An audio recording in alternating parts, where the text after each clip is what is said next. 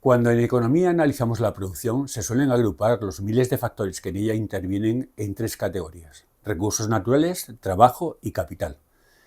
En este vídeo vamos a analizar el capital productivo utilizado por las empresas, así como el gasto que realizan estas para adquirirlo, es decir, la inversión.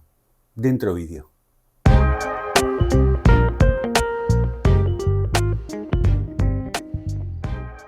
La definición más simple y certera de capital, que comprende elementos tan dispares como el trigo que utiliza un molino para producir harina o el más sofisticado reactor dedicado a producir energía eléctrica, la ofrecieron los economistas clásicos cuando afirmaron que el capital es todo bien producido que sirve para producir. La amplitud del concepto de capital productivo obliga a clasificarlo en dos categorías diferenciadas: capital en existencias, que es aquel que utiliza la empresa solo en un ciclo productivo. Cualquier materia prima entraría dentro de esta categoría. Y el capital fijo, que es aquel que proporciona su servicio durante varios ejercicios económicos. Instalaciones, maquinaria y herramientas, entre otros, sería capital fijo. Al gasto que realiza la empresa para adquirir cualquier capital se le denomina inversión, pudiendo distinguir la inversión en existencias, que es la que se dirige a adquirir capital en existencias, y la inversión en capital fijo, que son los fondos destinados precisamente a adquirir ese capital fijo. La suma de ambas inversiones es lo que se conoce como inversión bruta. Dada su distinta naturaleza, el capital en existencias, al ser utilizado por la empresa solo una vez, no está sometido a una pérdida de valor por su uso. No ocurre lo mismo con el capital fijo, que ya sea por su uso o porque aparece capital más avanzado tecnológicamente, sufre una pérdida de valor que toda empresa debe de considerar, lo que se conoce como la depreciación. Esta depreciación obliga a la empresa a realizar una dotación anual de amortización que cubra esta depreciación del capital fijo. De no hacerlo, la empresa, una vez que el capital fijo hubiera agotado su vida útil, es decir, estuviese completamente obsoleto, carecería de los fondos necesarios para reponerlo y por tanto se descapitalizaría, con el consiguiente impacto negativo que ello tendría en su producción. Por tanto, se hace preciso distinguir la inversión bruta, que es el total de la inversión realizada por las empresas, de la inversión neta, que se calcula detrayendo la inversión bruta el valor de la depreciación. Considerar la evolución de la inversión neta es de suma importancia, pues si esta fuese positiva, con la inversión bruta se estaría cubriendo la totalidad de la depreciación y además incorporando capital adicional a la empresa, es decir, se estaría capitalizando. De ser negativa, la inversión bruta realizada ni tan siquiera hubiera cubierto la depreciación que sufre el capital fijo y, por tanto, la empresa se estaría descapitalizando. A nivel macroeconómico, la inversión privada o formación bruta de capital, que también así se denomina, tiene dos características diferenciales respecto a otras macromagnitudes. Su evolución, en primer lugar, no es estable a lo largo del tiempo, dado que para un empresario no es obligatorio invertir. Lo hará si estima que con dicha inversión obtiene rentabilidad. Esto lo diferencia de otras variables macro de demanda como el consumo, que muestran mayor estabilidad porque atienden a gastos recurrentes, periódicos. Tomemos, por ejemplo, la evolución de la inversión en España desde 2015 a 2023. Como podemos apreciar en el siguiente gráfico, al comparar la evolución que sigue la inversión con el resto de macromagnitudes que configuran la demanda, esta muestra un recorrido con mayor oscilación durante el citado periodo. Un segundo elemento que diferencia la inversión es que su evolución resulta determinante para el futuro económico del país, ya que una elevada inversión neta garantiza, al incrementar el stock de capital productivo, mayor producción y, por tanto, el futuro crecimiento del PIB.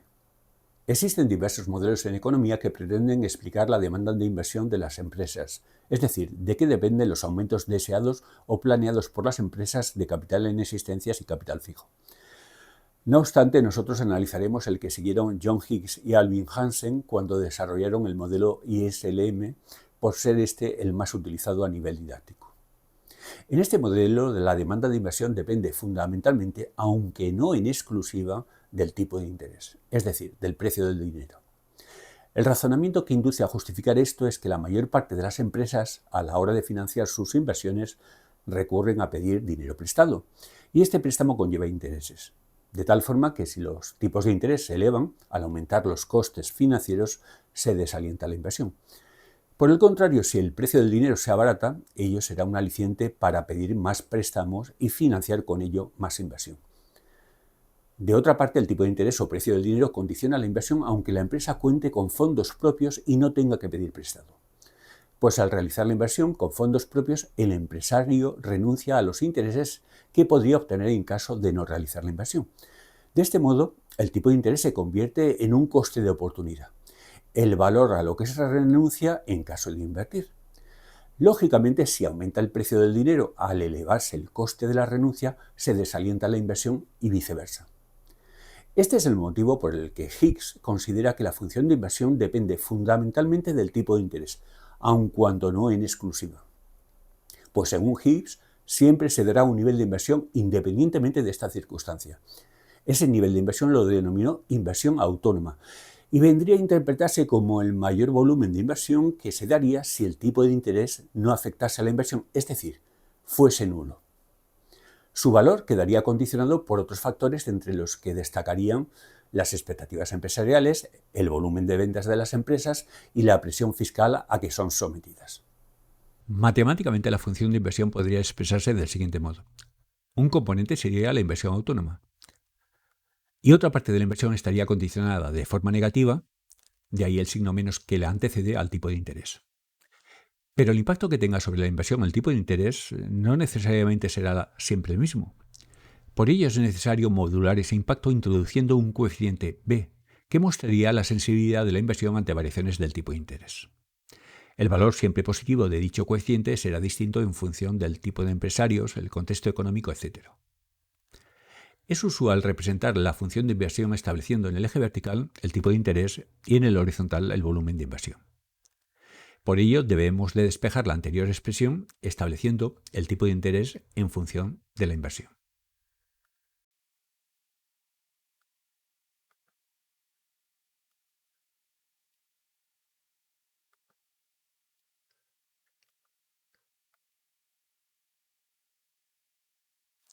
A partir de la misma podemos apreciar que si el tipo de interés fuese nulo, operando y despejando de forma conveniente,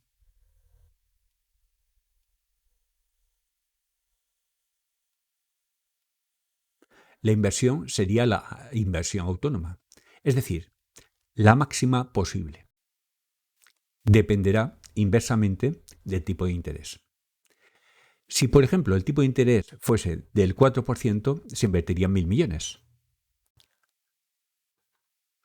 Si subiese al 5%, la inversión se reduciría a 900 millones. Y si bajase al 3%, aumentaría la inversión hasta los 1.100 millones. Pero la influencia que tenga sobre la inversión, el tipo de interés dependerá inversamente del coeficiente que mide la sensibilidad de la demanda de dinero ante variaciones del tipo. Veámoslo. Si B aumenta, ello provocará una disminución de la pendiente, convirtiendo la curva de inversión en más elástica. En este contexto, por ejemplo, una bajada de tipos del 4 al 3%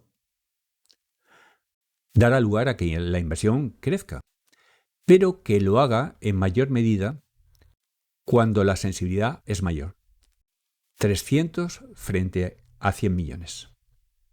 Si por cualquier circunstancia la sensibilidad de la demanda de dinero disminuye, la curva de inversión se tornará en más inelástica y ante la misma rebaja de tipos,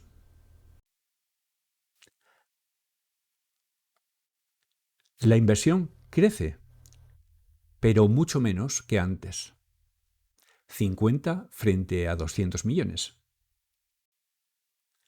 Las demás variables que influyen sobre la inversión, como pueden ser las expectativas empresariales, el volumen de ventas y la presión fiscal, modificarán la posición de la curva de inversión, modificando el valor de la inversión autónoma. De mejorar las expectativas, las ventas de las empresas o rebajarse la imposición fiscal, la curva de inversión se desplazaría hacia la derecha. Pues ahora a cualquier tipo de interés, de ahí se justifica el desplazamiento paralelo, habrá más inversión que antes. Todo lo contrario sucedería en el caso de que empeorasen las expectativas empresariales, cayesen las ventas o aumentase la presión fiscal.